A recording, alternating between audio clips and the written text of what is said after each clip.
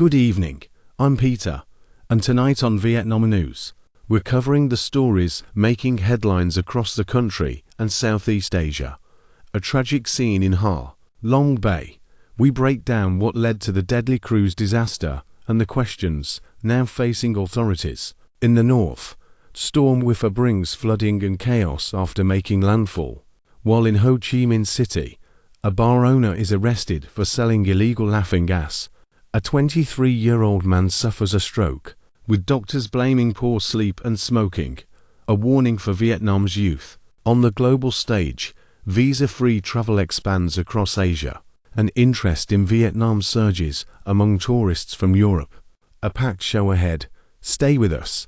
Vietnam News starts now. The shocking cruise ship disaster that claimed at least 39 lives in Ha Long Bay last week has prompted calls for an overhaul of the country's maritime safety rules. Authorities have confirmed that the tourist vessel, carrying 49 passengers and 12 crew members, encountered sudden severe weather conditions just 2 hours after departing the port. The unexpected storm reportedly caused the ship to capsize before any emergency signal was sent out. Rescue efforts did not begin until around 4 p.m. that same day, when contact with the vessel was lost. Now, a number of troubling questions have been raised in the wake of the disaster. How did the ship's crew fail to send an emergency signal? Why were lifeboats not deployed sooner? And could the tragedy have been avoided altogether? Well, the first issue appears to be a failure of technology. Despite being in the tourism industry for decades, the company that operated the vessel did not have an automated emergency alert system on board, according to experts. A system that could automatically send signals to local authorities in the event of an emergency, like a man overboard alarm, or in this case, a capsized vessel alarm. One expert told reporters that such a system is standard for ships and costs no more than several $1,000s. Another expert said the ship should have had an emergency radio beacon, which could have helped rescuers quickly locate the vessel.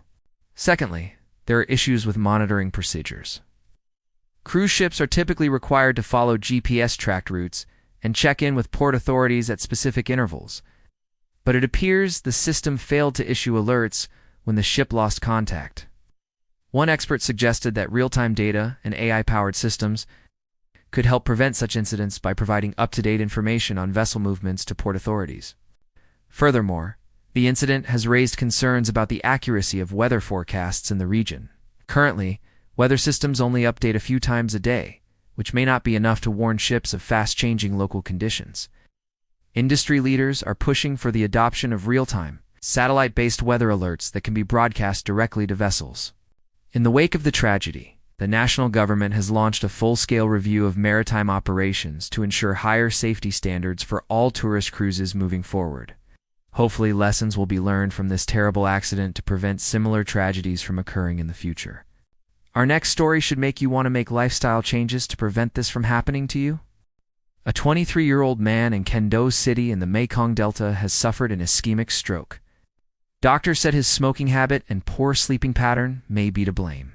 Doctors at the Kando Stroke International Services General Hospital said the man was brought in by his family after he was found, drowsy and partially paralyzed on one side on July 15th. After examination, they diagnosed him with an ischemic stroke. A brain angiogram revealed blockages in the middle cerebral artery, the likely cause of the stroke. Dr. Tu Van Tan, deputy head of the hospital's ICU and anesthesiology department, said doctors performed an emergency mechanical thrombectomy, a procedure to remove blood clots, and successfully cleared the blocked vessels. This limited further damage to the brain, and the patient is now in stable condition. He said the patient had no underlying risk factors for a stroke, such as high blood pressure, diabetes, dyslipidemia, obesity, vascular malformation, or atrial fibrillation. His family said he had been smoking for 6 years and frequently stayed up late. These are silent but dangerous risk factors that accelerate vascular aging, cause atherosclerosis, and increase stroke risk even at a very young age, Tan explained. He said young people are increasingly suffering from strokes mainly due to unhealthy lifestyles and factors such as smoking, chronic stress, sleep deprivation, and use of stimulants. Tan said it is an alarming trend, since strokes at a young age are often underestimated and treated late, resulting in severe consequences. Though many patients survive, they are often unable to return to work, placing a heavy burden on families and society. Most stroke survivors suffer long-term physical impairments like paralysis, weakened limbs, speech loss, emotional disorders, and vision problems.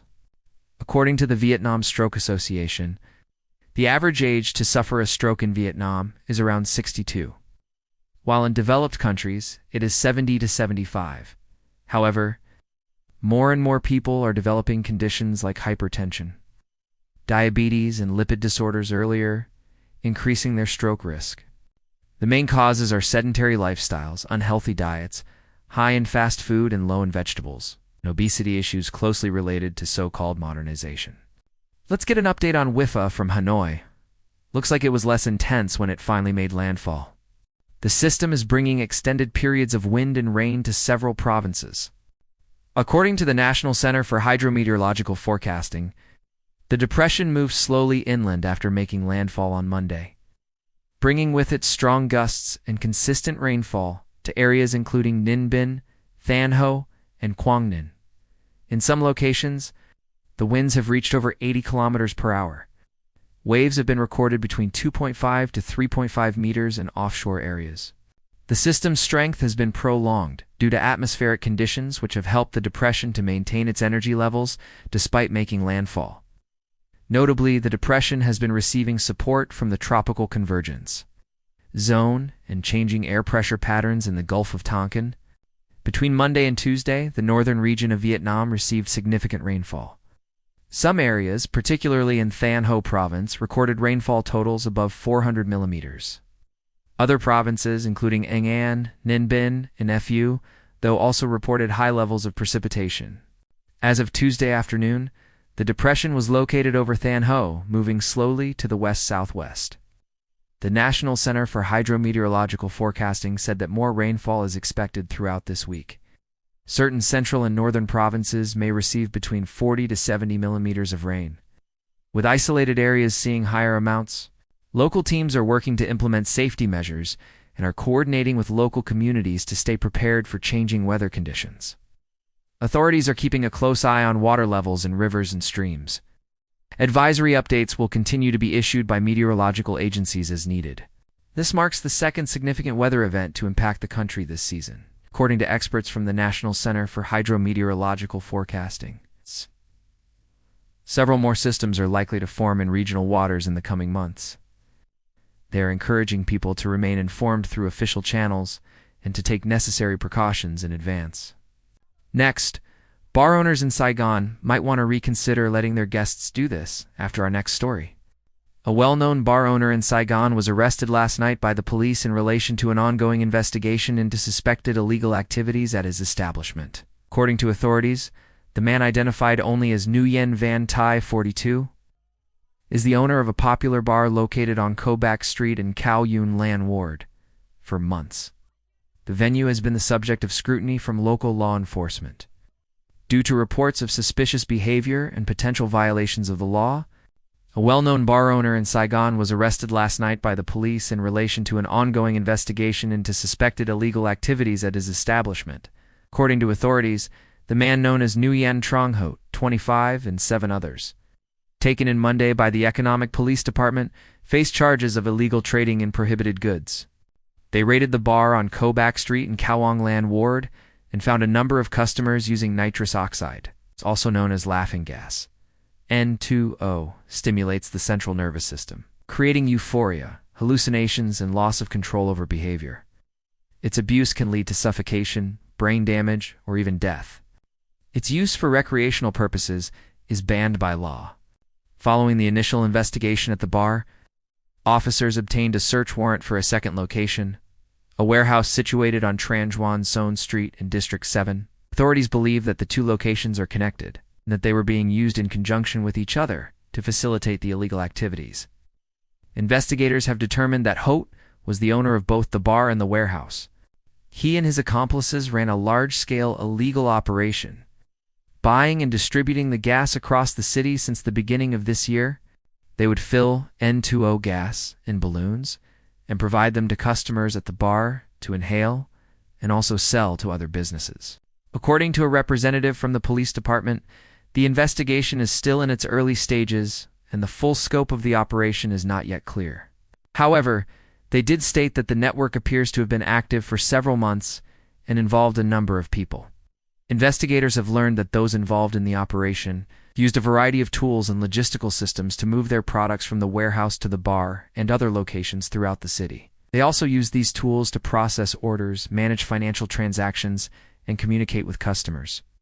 In addition, there are signs that the operation was promoted through private online channels.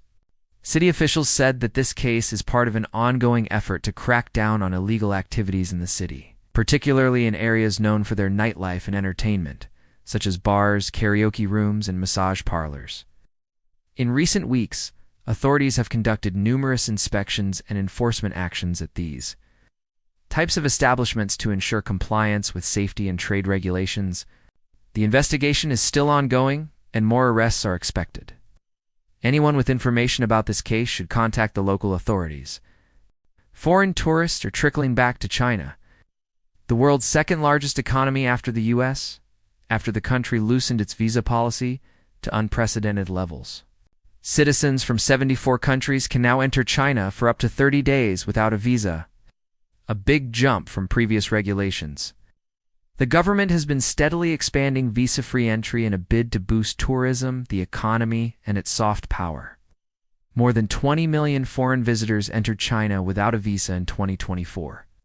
Almost one-third of the total, and more than double from the previous year, according to the National Immigration Administration. This really helps people to travel, because it is such a hassle to apply for a visa and go through the process, said Georgi Shavadze, a Georgian living in Austria, on a recent visit to the Temple of Heaven in Beijing. While most tourist sites are still packed with far more domestic tourists than foreigners, travel companies and tour guides are now bracing for a bigger influx in anticipation of summer holiday goers coming to China. I'm practically overwhelmed with tours and struggling to keep up, says Gao Jun, a veteran English-speaking tour guide with over 20 years of experience. To meet growing demand, he launched a new business to train anyone interested in becoming an English-speaking tour guide. I just can't handle them all on my own, he said. After lifting tough COVID restrictions, China reopened its borders to tourists in early 2023. But only 13.8 million people visited that year, less than half the 31.9 million in 2019, the last year before the pandemic. 30 days for many in Europe, Asia, Latin America, and the Mideast. In December 2023, China announced visa-free entry for citizens of France, Germany, Italy, the Netherlands, Spain, and Malaysia. Almost all of Europe has been added since then. Travelers from 5 Latin American countries and Uzbekistan became eligible last month, followed by 4 in the Middle East. The total will grow to 75 on July 16th, with the addition of Azerbaijan. About 2/3 of the countries have been granted visa-free entry on a 1-year trial basis. For Norwegian traveler Eystein Sporsheim, this means his family would no longer need to make 2 round-trip visits to the Chinese embassy in Oslo to apply for a tourist visa, a time-consuming and costly process with 2 children in tow. They don't very often open, so it was much harder, he said. The new visa policies are 100% beneficial to us, said Jenny Xiao, a managing director of Wild China, which specializes in boutique and luxury routes for international travelers. She said business is up 50% compared with before the pandemic, while the U.S. remains their largest source market, accounting for around 30% of their current business.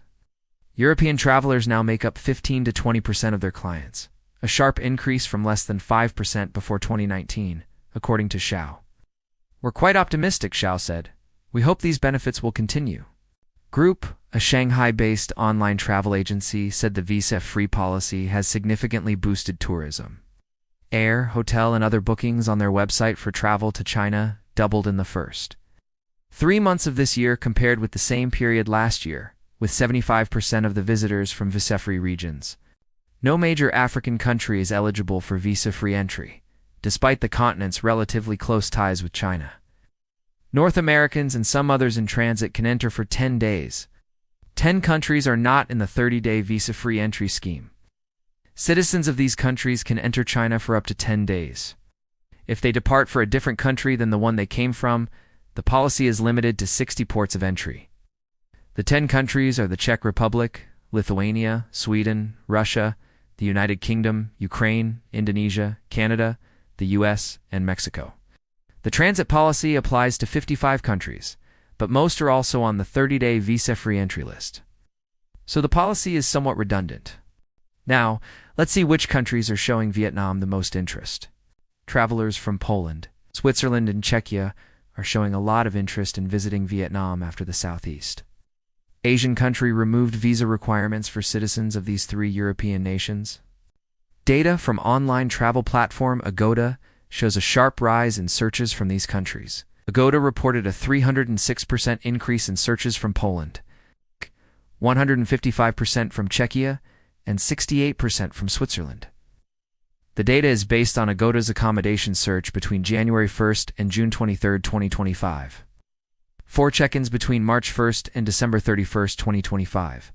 That's the duration of the temporary visa waiver. Compared to the same period in 2024, the searches went up 306% from Poland, 155% from Czechia, and 68% from Switzerland. Since March 1st, Vietnam has granted visa-free entry for up to 45 days to citizens of these 3 European countries. They must, however, be traveling on package tours. Adding to the list of countries whose citizens can visit Vietnam without a visa has grown to 25. You can see the full list on the screen now. Most of the searches from these 3 European countries fell within the leisure travel category. For travelers from Poland, the most popular destinations in Vietnam during this period were Da Nang, Ho Chi Minh City, Hanoi, Phu Quoc Island, and Nha Trang. For travelers from Switzerland, the top 5 most searched destinations were Ho Chi Minh City, Hanoi, Da, Lat, Nha Trang, and Da Nang. Meanwhile, travelers from Czechia showed interest in visiting Ho Chi Minh City, Hanoi, Prague, Budapest, and Vienna. Agoda says the removal of visa requirements has made it easier for travelers from these 3 countries to plan trips to Vietnam. Prior to the visa waiver, travelers from these countries had to obtain visas on arrival or apply for e-visas in advance. It may be recalled that the Civil Aviation Authority of Vietnam proposed that domestic airlines launch direct flights to Poland, Czechia, and Switzerland. The proposal was made after the 3 countries were added to the list of 25 nations whose citizens can enter Vietnam without a visa. The new visa-free destinations were put in place to facilitate travel and promote tourism exchanges between Vietnam and other countries. Vietnam aims to attract 22 to 23 million foreign tourists by the end of this year. Last year, the country received 17.6 million foreign tourists. Those numbers are expected to continue to grow in the upcoming years. As always, we aim to bring you the stories that matter most, with clarity, context, and calm reporting you can trust. If you found tonight's report informative, we'd appreciate a like. And don't forget to subscribe so you never miss a headline from Vietnam and across Southeast Asia.